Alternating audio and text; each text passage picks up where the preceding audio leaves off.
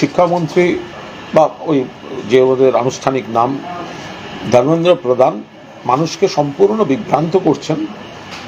ফলে এ বিষয়ে আমাদের শিক্ষা দপ্তর যথাযথ পরিসংখ্যান দিয়ে জানিয়ে দেবেন। এই রাজ্যে শিক্ষা ঠিক যেভাবে হওয়া উচিত সেইভাবেই চলছে। যদি কোথাও কোনো নিয়োগে কোনো অনিয়ম থাকে, অতীতে বাম জমানাতেও বহুবার হয়েছে। কমরেডের বাড়ির লোক মানেই চাকরি। বিজেপি জমানায় কেন্দ্রীয় পরীক্ষাগুলোতেও ভুরি ভুরি এই ধরনের ঘটনা ঘটেছে। আমরা চাই না কোথাও এসব ঘটুক। এখন সমস্তই স্বচ্ছ ঠিকঠাকভাবে হচ্ছে। মাঝখানে কোথাও যদি কোনো বিচ্ছিন্ন ঘটনা ঘটে থাকে তার তদন্ত হচ্ছে। মাননীয় মুখ্যমন্ত্রী এবং মাননীয় শিক্ষামন্ত্রী তারা যথাযথ ব্যবস্থা নিয়েছেন।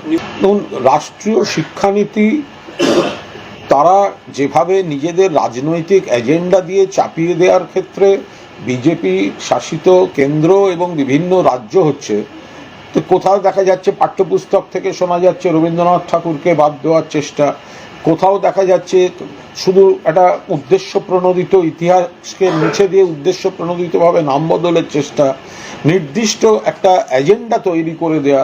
ফলে এই কেন্দ্রীয় সরকার যে শিক্ষানীতির উপর দাঁড়িয়ে চলতে চাইছে সেটা নিয়ে আলোচনার বহু অবকাশ আছে, কিন্তু বাস্তবমুখী শিক্ষায় দাঁড়িয়ে আছে পশ্চিমবঙ্গের শিক্ষা কাঠামো। আর বাকি যে উনি অভিযোগগুলো করছেন সেগুলো সম্পূর্ণ ভিত্তিহীন। মাননীয় শিক্ষামন্ত্রী বা শিক্ষা দপ্তর যথাযথভাবে এর ব্যাখ্যা দিয়ে দেবেন। বিজেপি কোনো সমস্যার সমাধান করতে পারবে না, উল্টে সমস্যা বাড়াবে।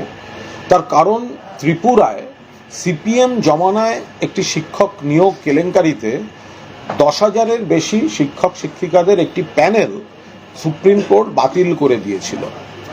সেই সময় বিজেপি বলেছিল আমরা ক্ষমতায় এসে এদের সব ব্যবস্থা করে দেব। সিপিএম তো তাদের জলে ফেলে গেছে।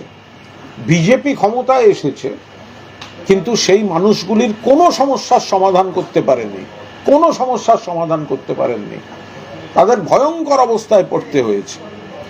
ফলে বিজেপি এই যেগুলো বলে আমরা করে দেবো, আমরা অমুক করে দেবো, কি করেছে? যারা তাদের নিজেদের কেন্দ্র আর তাদের নিজেদের রাজ্যগুলোতে তাকিয়ে দেখুন না, সেখানেই তো একের পর এক সর্বনাশ হয়েছে। আগে নিজের রাজ্যে আগে করে দেখাও, তারপর বাংলা নিয়ে কথা বলতে আসবে।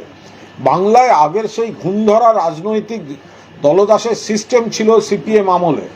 সেখান থেকে সংস্কারের পরে সংস্কার করে মমতা বন্দ্যোপাধ্যায় মাননীয় মুখ্যমন্ত্রী শিক্ষাকে একটা সিস্টেমে আনছেন।